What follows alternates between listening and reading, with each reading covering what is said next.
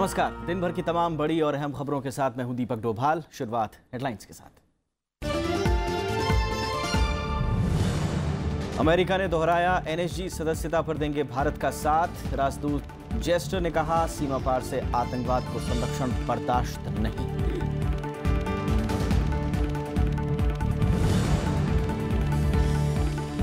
भारत के हितों को नुकसान नहीं पहुंचाएगा मालदीव। विदेश मंत्री मोहम्मद असीम का सुषमा स्वराज को भरोसा। चीन से फ्री ट्रेड पर भारत की चिंता।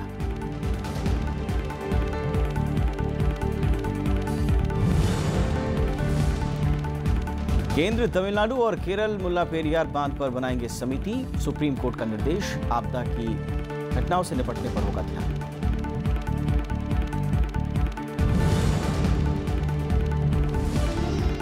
देश के 100वें उपग्रह को अंतरिक्ष में भेजने की तैयारी। PSLV C-40 कार्टोसैट क्रू के लिए उल्टी गिनती जारी। इसरो के केंद्र से 28 विदेशी समेत 31 उपग्रहों का शुक्रवार सुबह होगा प्रक्षेपण।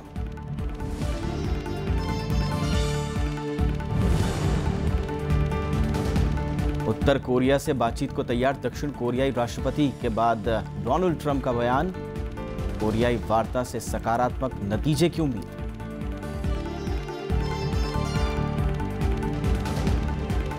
और खबरों की सफर की शुरुआत पहली खबर के साथ।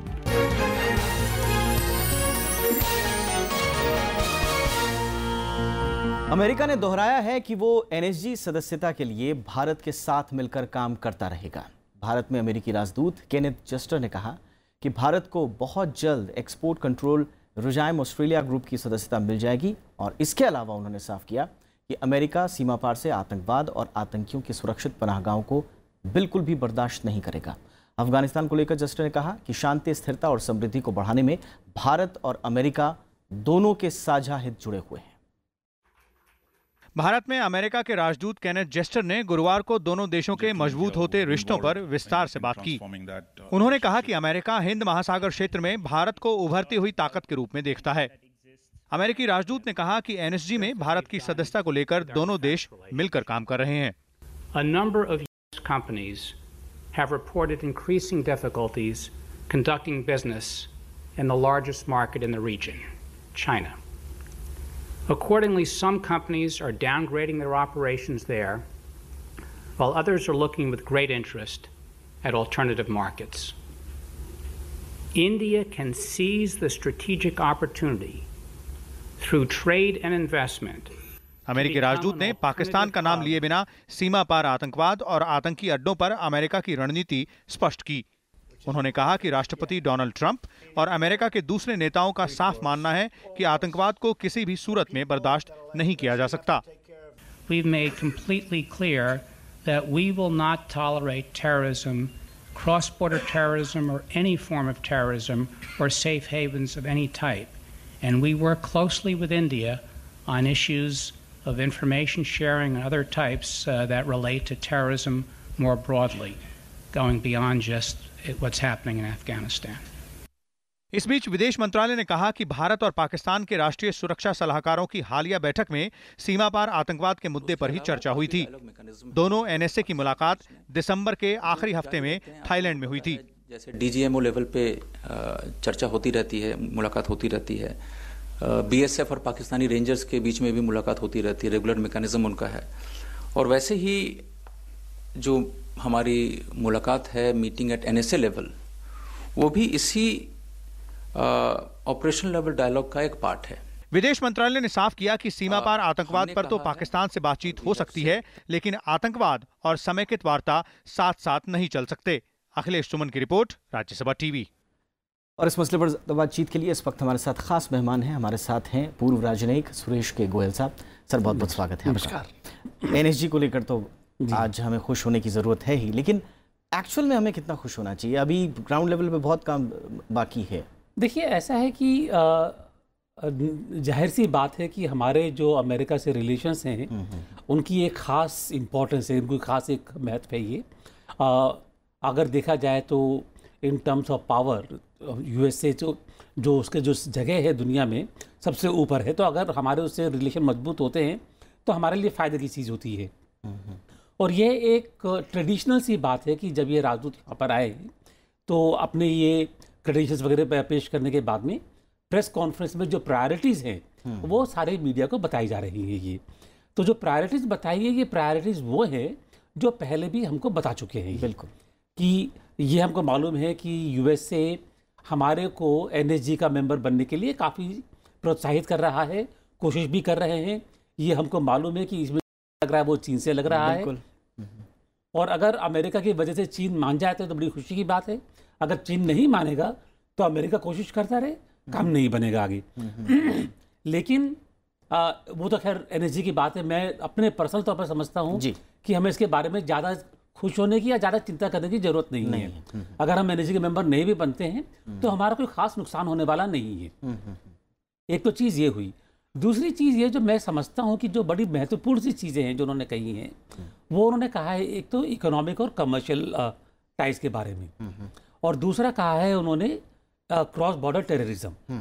अगर मैं पहले बात करूं व्यापारिक संबंधों के बारे में, मैं ये इस बात से पूरी तरह सहमत हूं कि सबसे महन मुद्दा, सबसे बड़ा मुद्दा हिंदुस्तान और यूएसए के बीच में इकोनॉमिक और कमर्शियल रिलेशनशिप का है। ये हम काफ़ी अरसे से कोशिश कर रहे हैं कि जो अमेरिकन कंपनीज हैं यहाँ पर आकर के अपना मैन्युफैक्चरिंग बेस एस्टैब्लिश करें, काम करें यहाँ पर, लेकिन उसमें खाली हमारे को एक ही शौक है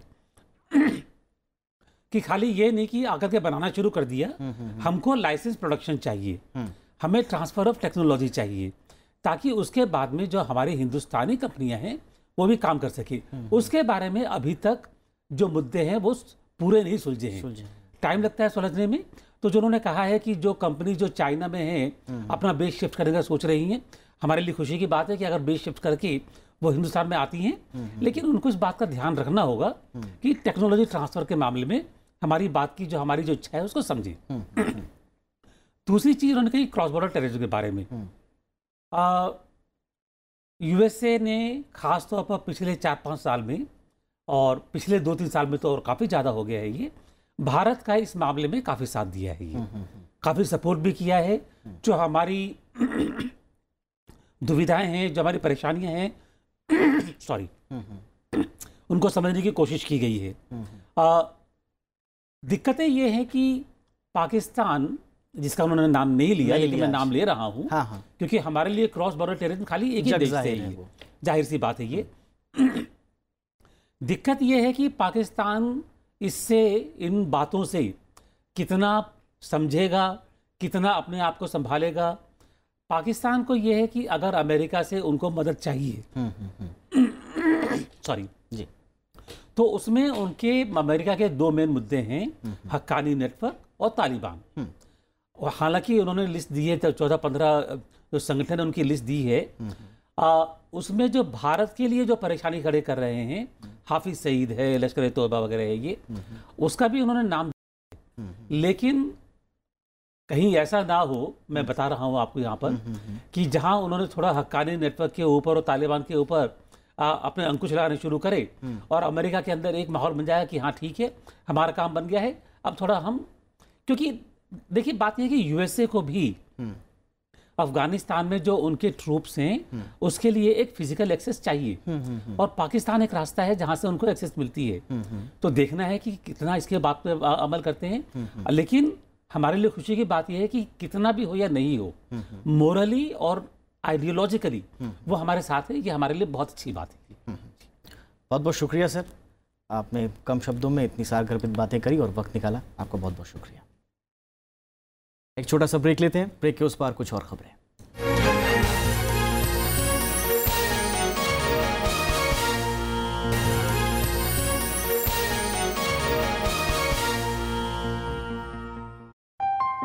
फिर धीरे धीरे यहाँ का मौसम बदलने लगा है। दुष्यंत को देश की जनता ने कभी छोड़ा नहीं। उसे कोई सरकारी पुरस्कार नहीं मिला, उसे लोगों ने याद किया, और वही सबसे बड़ी चीज है। दुष्यंत की यादों के साथ देखिए उनकी नजर, उनका शहर, सिर्फ राज्यसभा टेलीविजन पर।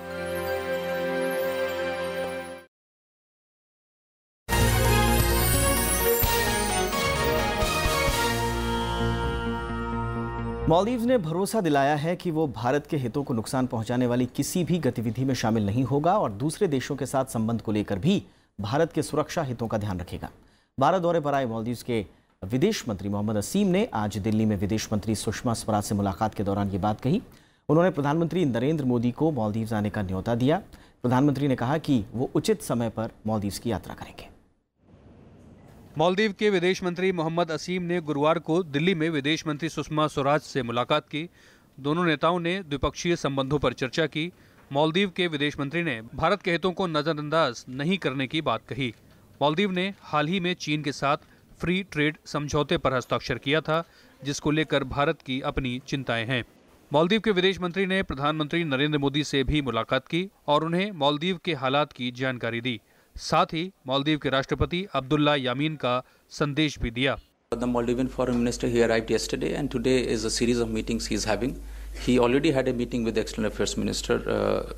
EM also hosted a lunch for him. We do attach high importance to our relations with Maldives. They have a India first policy. We have a neighborhood first policy.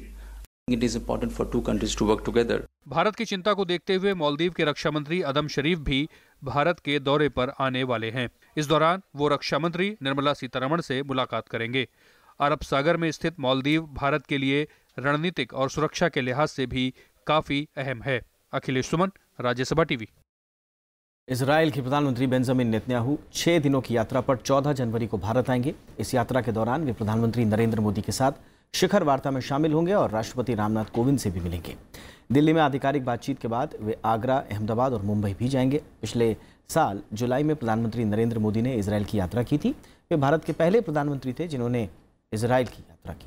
दोनों देशों के बीच रक्षा, उच्च तकनीक और कृषि के मामले पर सघन सहयोग चल रहा है। As you are aware, there have been several high-level exchanges between the two countries in the last 3 years, starting with the visit of our Honorable Rashtrapati Ji to Israel in October 2015 and visit by Israeli President Reuven Rivlin to India in November 2016. External Affairs Minister Srimati Sushma Swaraj also visited Israel in January 2016. देश के 100वें उपग्रह को अंतरिक्ष में भेजने के लिए इसरो पूरी तरह से तैयार है। आंध्र प्रदेश के श्रीहरिकोटा से शुक्रवार सुबह 9:28 पर 31 उपग्रहों का प्रक्षेपण किया जाएगा। ये प्रक्षेपण PSLV C-40 रॉकेट के जरिए किया जाएगा। इसमें कार्टोसैट 2 सीरीज का उपग्रह भी शामिल है। कार्टोसैट 2 दूर संवेदी उपग्रह है। इसे 5 साल तक काम करने के लिए डिजाइन किया गया है। नए साल में अंतरिक्ष में नई उड़ान को लेकर इसरो पूरी तरह तैयार है। कार्टोसैट 2 सीरीज के उपग्रह PSLV C-40 रॉकेट के जरिए इसरो शुक्रवार सुबह 9:28 पर 30 और छोटे उपग्रहों के साथ भू निगरानी उपग्रह का प्रक्षेपण करेगा। इसमें 3 भारतीय समेत 28 विदेशी उपग्रह शामिल हैं। With that, the C-40 is on this. Yes, we are back to the game. And another thing is, now we are coming to this also. This is more 31 satellites being launched, and 28 comes from outside India. 3 of our satellites, and so 40th launch of PSLV marks the maiden century of Indian satellite thing. The 3 family of satellites, nano, micro, and cartography satellite. It's we are all eagerly waiting for that, and 12th is the launch slated for that. ISRO के मुताबिक Cartosat 2 series के उपग्रह का वजन 710 kilogram है, जबकि 100 kilogram का एक माइक्रो उपग्रह भी इसमें शामिल है। इसके अलावा एक 5 किलोग्राम का नैनो उपग्रह शामिल है। वहीं 28 दूसरे छोटे उपग्रह कनाडा, फिनलैंड, फ्रांस, दक्षिण कोरिया, ब्रिटेन और अमेरिका के हैं। सभी 31 उपग्रहों का कुल वजन 1323 किलोग्राम है। कार्टोसैट 2 सीरीज पहले छोड़े गए अन्य 6 उपग्रहों की तरह ही दूर संवेदी उपग्रह है। ये बहुआयामी कैमरों से लैस है और 5 साल तक काम करने के लिए तैयार किया गया है। इस उपग्रह के आंकड़े मानचित्र भेजने के अलावा भू उपयोग और महत्वपूर्ण ढांचागत निर्माण पर निगरानी रखने में मदद करेंगे। इस उपग्रह के जरिए भौगोलिक और मानवीय निर्माण में हुए परिवर्तन की आसानी से पहचान की जा सकेगी। Particularly the Cartosat series, which is very important for monitoring Earth observation monitoring monitoring land usage, water usage, for people's usage, for better utilization of our resources respecting nature. These observations are very, very important. So from utility point of view, each and every one of these launches is a step forward in our build-up of our resources and confidences. ये PSLV C-40 प्रक्षेपण यान की कुल 42वीं और पिछले साल अगस्त में असफल प्रक्षेपण के बाद पहली उड़ान होगी। इस बार इसरो ने प्रक्षेपण यान में कई तरह के बदलाव किए हैं। Aruna Thakur, Rajya Sabha TV. Supreme court ने केंद्र सरकार को केरल के मुल्ला पेरियार बांध स्थल पर किसी भी आपदा से निपटने के लिए समिति गठित करने का निर्देश दिया है। साथ ही कोर्ट ने तमिलनाडु और केरल सरकार से भी समिति बनाने को कहा है। दोनों राज्यों की समिति केंद्रीय समिति के साथ मिलकर काम करेगी। सुप्रीम कोर्ट ने साफ किया है कि ये समितियां मुल्ला पेरियार बांध की सुरक्षा और उसके जीवन काल से जुड़े मुद्दों पर गौर नहीं करेगी। समिति सिर्फ आपदा के पहलू पर ही ध्यान देगी। प्रधान न्यायाधीश दीपक मिश्रा की अगुवाई वाली 3 सदस्यीय पीठ ने यह निर्देश दिया है। याचिका में 180 साल से ज़्यादा पुराने इस बांध के जीवन काल और सुरक्षा के मामलों के अध्ययन के लिए अंतर्राष्ट्रीय विशेषज्ञों की मदद से के लिए संबंधित पक्षों को निर्देश देने की मांग की गई है। सुप्रीम कोर्ट ने कहा कि बांध की सुरक्षा और उसकी कार्यावधि पर मौजूदा समिति विचार जारी रखेगी, जिसका गठन 2014 में संविधान पीठ के फैसले के बाद किया गया था। याचिका में मांग की गई थी कि बांध का उपयोग रोक दिया जाए क्योंकि ये बहुत पुराना हो चुका है और इससे आसपास के इलाकों के निवासियों के जीवन के अधिकार का उल्लंघन हो रहा है। बांध के करीब रह रहे 30 लाख से ज़्यादा लोगों को यह आशंका है कि वे कभी भी किसी हादसे का शिकार हो सकते हैं। पूर्व कांग्रेस नेता और केंद्रीय मंत्री आरिफ मोहम्मद खान ने 3 तलाक को अपराध बनाने और 3 साल की सज़ा वाले प्रावधान का पुरजोर बचाव किया है। उन्होंने कहा कि इस्लामिक कानून में भी 3 तलाक को आपराधिक कृत्य माना गया है, इसलिए इसमें प्रभावी सज़ा ज़रूरी है। राज्यसभा टीवी के कार्यक्रम टू द पॉइंट को दिए इंटरव्यू में कांग्रेस के पूर्व नेता आरिफ मोहम्मद खान ने 3 तलाक प्रथा की शुरुआत पर विस्तार से जानकारी दी। उन्होंने कहा कि इस्लामिक कानून में हमेशा इसे गैर इस्लामिक माना गया। आरिफ के मुताबिक उमर बिन खत्ताब ने 3 तलाक को मंजूरी तो दी, लेकिन साथ ही अपराधी के लिए 40 करोड़ की सजा भी तय की। जाहिर है इसे सिर्फ सिविल मामला नहीं माना जा सकता। Right from day one, this act has been treated as a criminal act. And Caliph Umar, in whose time this act was for the first time, I told you, pre-Islamic days, this was the common practice. Right. But after Islam, the first man who gave legal sanctity to this was Caliph Umar. But he used to avoid.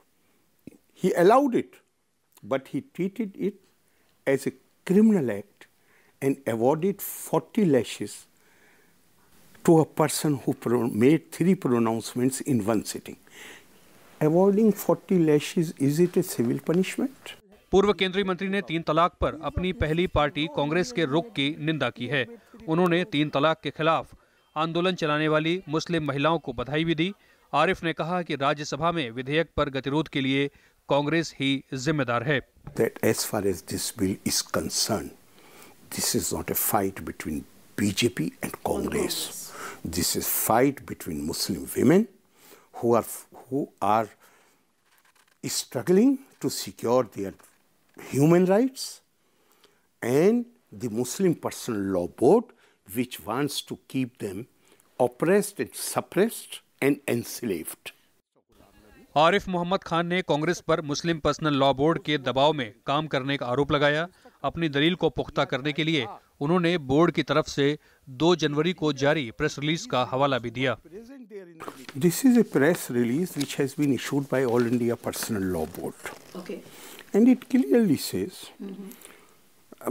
from the text of this press release, it is clear that they work after the passage of the bill in the Lok Sabha, when it was on 27th, 28th, whatever is the date, they worked overtime.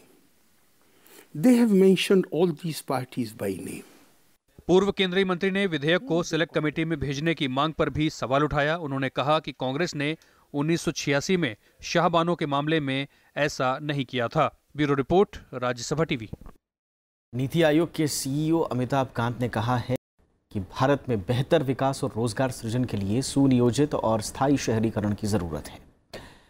उन्होंने ये बात smart city project की प्रगति का जायजा लेने के लिए हुई 2 दिन की कार्यशाला के दौरान कही।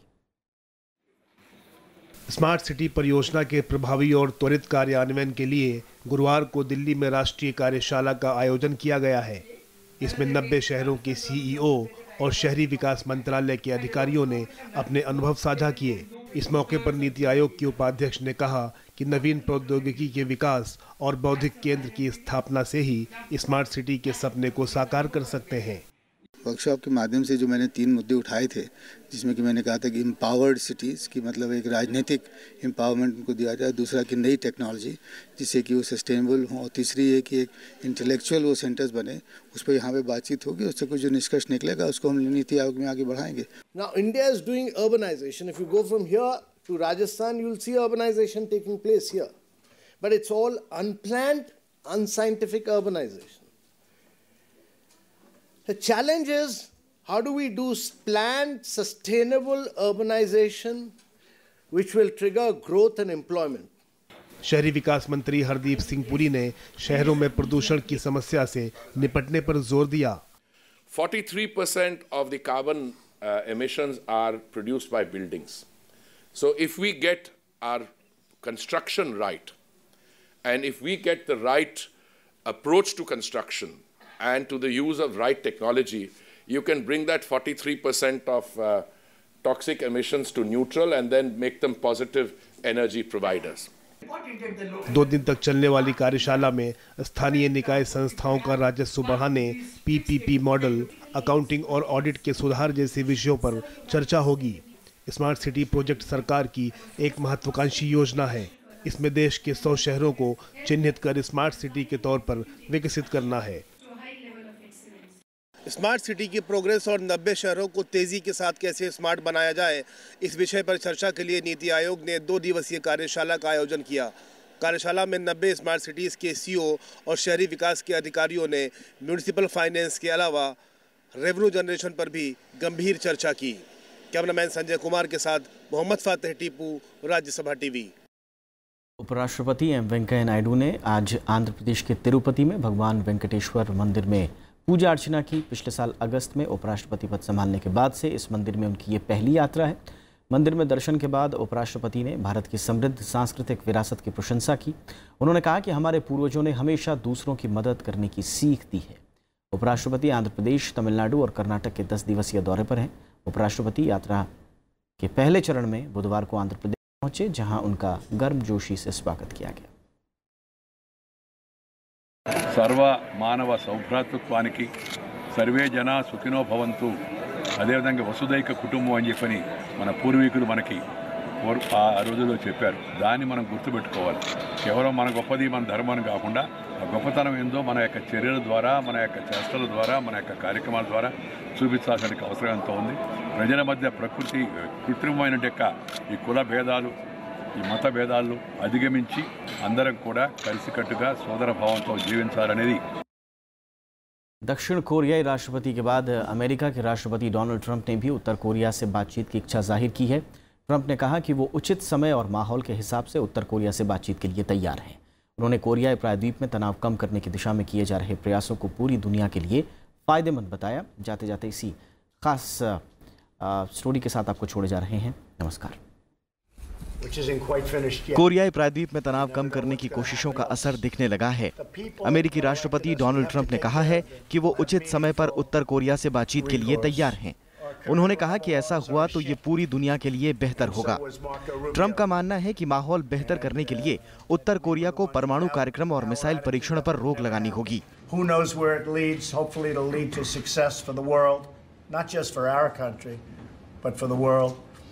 And we'll be seeing over the next number of weeks and months what happens. Trump ने 2 सालों के अंतराल में पहली बार उत्तर कोरिया और दक्षिण कोरिया के बीच हुई वार्ता का स्वागत किया है। उन्होंने कहा कि ऐसे प्रयासों से भविष्य में सकारात्मक नतीजे सामने आएंगे। ट्रंप ने दक्षिण कोरिया के राष्ट्रपति मून जे-इन के साथ टेलीफोन पर हुई बातचीत का ब्यौरा देते हुए कहा कि हाल ही के दिनों में सही दिशा में कई बातें हुई हैं और शांति की संभावना को ताकत मिली है। Hope we do. We have certainly problems with North Korea, but a lot of good talks are going on right now. A lot of good energy. I see a lot of good energy. I like it very much. What I'm seeing. I just spoke this morning with as you know, with the president, President Moon of South Korea. He had some really great meetings. His representatives had a great meeting, and I had some very good feedback from that. So hopefully, a lot of good things are going to work out. इससे पहले बुधवार को दक्षिण Korea के राष्ट्रपति moon जे-इन ने भी उत्तर Korea के साथ बातचीत की इच्छा जाहिर की थी। उन्होंने दोनों देशों के बीच वार्ता के लिए ट्रंप के प्रयासों के लिए आभार जताया। 어떠한 만남도 열어두고 있습니다. 그러나 회담을 위한 회담이 목표일 수는 없습니다. 정상회담을 하려면 정상회담을 할 수 있는 여건이 좋습니다. मंगलवार को उत्तर कोरिया और दक्षिण कोरिया के बीच 2015 के बाद सैन्य रहित क्षेत्र पनमुनजोम में उच्च स्तरीय बैठक हुई थी। इसमें उत्तर कोरिया ने अगले महीने दक्षिण कोरिया वाले शीत ओलंपिक में हिस्सा लेने का फैसला किया था। दक्षिण कोरिया चाहता है कि गैर जरूरी संघर्षों को रोकने के लिए दोनों देशों के बीच सैन्य वार्ता भी हो। बीते कुछ महीनों में उत्तर कोरिया के लगातार मिसाइल परीक्षण से कोरियाई प्रायद्वीप में तनाव काफी बढ़ गया था। Bureau report, Rajya Sabha TV.